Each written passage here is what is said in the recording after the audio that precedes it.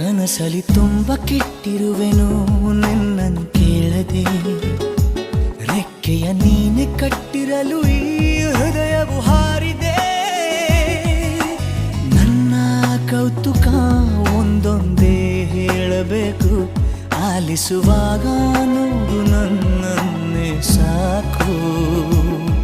ಸಹವಾಸ ದೋಷದಿಂದ ಸರಿ ಹೋಗಬಹುದೇ ನಾನು, ನನಗಾಗಿಯೇ ಕಾದಿಟ್ಟುಕೋ ಹಠವೊಂದನು. ಕೆಳಗುವ ಮುನ್ನವೇ ಪರವಶನಾದೆನು, ಅರಿಯುವ ಮುನ್ನವೇ ಪರಿಚಿತನಾಗಲಿ ಹೇಗೆ ಪ್ರಣಯಕ್ಕೂ ಮುನ್ನವೇ.